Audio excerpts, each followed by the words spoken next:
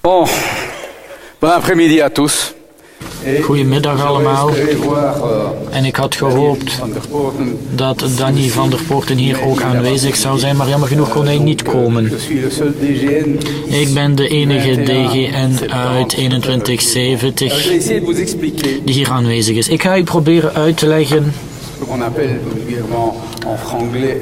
wat we redistricting noemen. We kunnen misschien ook spreken over een herverdeling van de clubs in België. En hoe is dat verhaal nu ontstaan? Hoe zijn we daartoe gekomen? Ik ga u proberen om de historiek te schetsen van de redistricting. Ik ga u een overzicht geven van de agenda van morgen. In februari 2017 waren er 2 vertegenwoordigers van Rotary International die hier zijn gekomen in België en die de 3 gouverneurs hebben bijeengeroepen. En zij hebben gezegd aan de 3 gouverneurs: u doet slecht werk. Eigenlijk deden ze geen slecht werk, want die gouverneurs hebben uitstekend werk geleverd. Ze wilden gewoon zeggen dat het aantal clubs die aanwezig waren in het district te hoog lag. Het aantal clubs per district moest dus worden teruggeschroefd. De enige manier is om de clubs in België opnieuw te verdelen. De gouverneurs, de IDPG's en hun raadsleden zijn meermaals bijeengekomen en ze hebben zich afgevraagd hoe er een herverdeling kan gebeuren van de clubs in België. Met in het achterhoofd dat Rotary International geografische scheidingen maakt. We moeten dus overeenstemmen met een bepaalde geografie. Uiteindelijk zijn ze tot een voorstel gekomen waarmee iedereen het eens was. En ze hebben dus op 23 oktober 2017 een speciaal nummer van Rotary Contact uitgebracht en ze hebben een stemming gevraagd van de clubs. De stemming is gunstig uitgedraaid. Ze hebben het formulier van redistricting ingevuld. Dat is een vrij lang formulier. Ongeveer 36 pagina's, als ik het mij goed herinner. Met slechts in 1 regel het resultaat van de stemming. Dus dat was 1 zaak onder heel wat andere zaken. En we hoopten niet om een snel antwoord te krijgen. Maar het antwoord is wel heel snel gekomen. Want op 27 april van 2018, het jaar waarin we het formulier hadden gestuurd, is het zo dat de Raad van Bestuur van Rotary International besloten heeft dat ze instemden met onze redistricting. U moet weten dat dat niet enkel gevalideerd is voor de Rotary, maar ook voor elke vereniging die verband houdt met Rotary, zoals Rotaract. Er is dus een volledige herverdeling in België van alle Rotary-clubs. Hoe is dat allemaal verlopen? We gaan de beide Vlaanderens nemen die het district 2130 zullen vormen. De eerste gouverneur zal Koen Ringhout zijn. Tweede district 2140, met name Antwerpen, Limburg en Vlaams-Brabant. Daar zal Denis van der Poorten de eerste gouverneur zijn. Er zal het district 2150 zijn. Brussel. Enkel de Franstalige clubs van Brussel. En de Engelstalige clubs, want er zijn ook Engelstalige clubs in Brussel. Zij zullen in de 2150 blijven. De Nederlandstalige clubs zullen naar 2140 gaan. Eveneens 2 clubs uit de rand, Wezenbeek, Kruinem en Sint-Genesius-Rode. Ook die clubs zullen naar 2150 gaan. 2150, dat is Brussel, Waals-Brabant en Henegouwen. Dan is er nog het deel van België dat meer in het oosten ligt, Luik, Namen, Luxemburg en het Groothertogdom. U mag niet vergeten dat we 14 Rotary clubs hebben in het Groothertogdom. Hoe is dat nu in zijn werk gegaan? 1620, dat is vrij eenvoudig. Die werd opgedeeld in twee, een Nederlandstalig gedeelte en een Franstalig gedeelte. Het Nederlandstalig gedeelte, dat zijn de twee Vlaanderens, Oost- en West-Vlaanderen. En ze hebben ook 12 clubs gekregen van 2170. 1630, dat is ook vrij eenvoudig.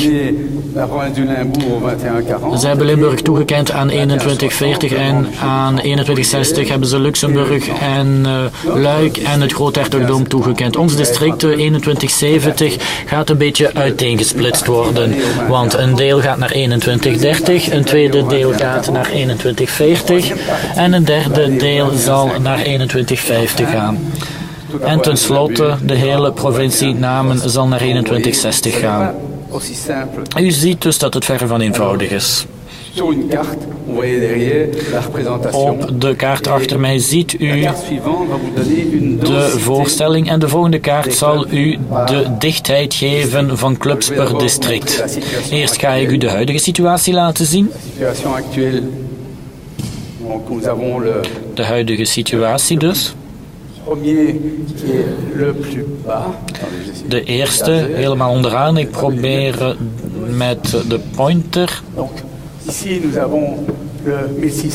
Hier hebben we 1620, hier hebben we 2170 en daar hebben we 1630.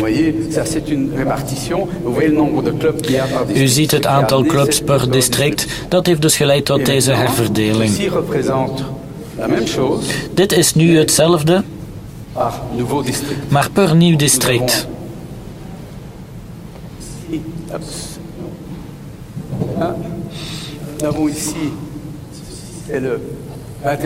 Dit hier is 2150. Dit hier, dat is 2130. Hier 2140. En daar 2160. Die dus tot Luxemburg gaat, hier helemaal beneden.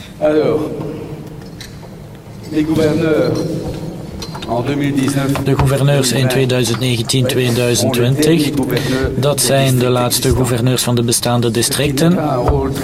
Dat is niet echt een makkelijke rol.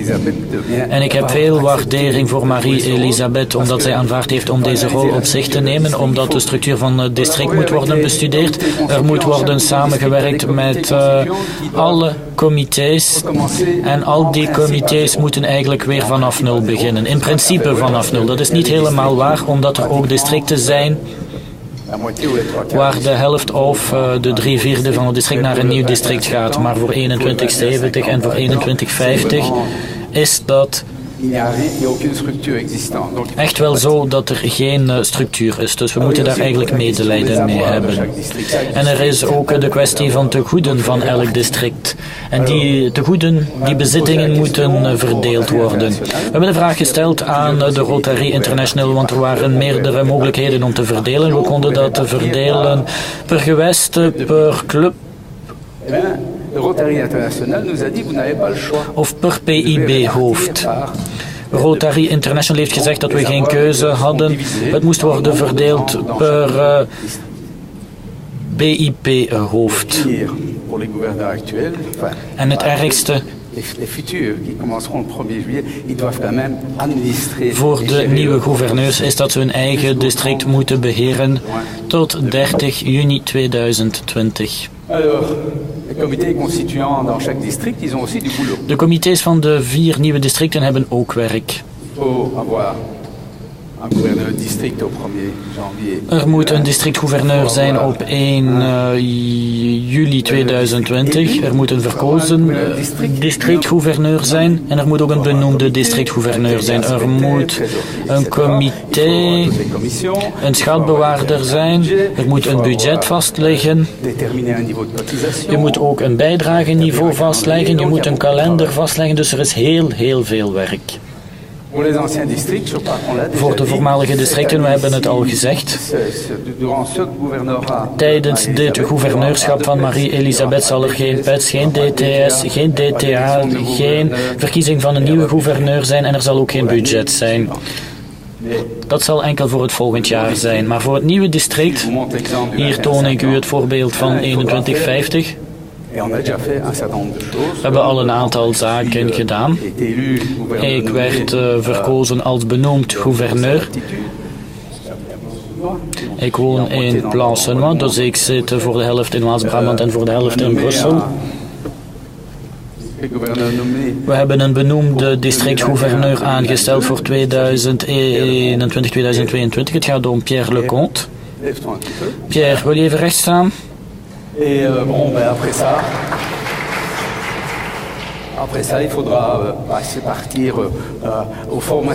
En daarna zal je de verplichte opleidingen hebben van de gouverneur en zullen alle nodige vergaderingen moeten worden gehouden, zodat u op de hoogte wordt gebracht van wat er allemaal aan de gang is. U mag vragen stellen, maar wij hebben enigszins vertraging. Maar als u vragen wenst te stellen, doet u maar. Maar in de eerste plaats, want er is iemand die ik vergeten ben en die ik u graag had willen voorstellen, Jean-Pierre Grosset. Dat is de benoemde districtgouverneur voor 2160. Voilà.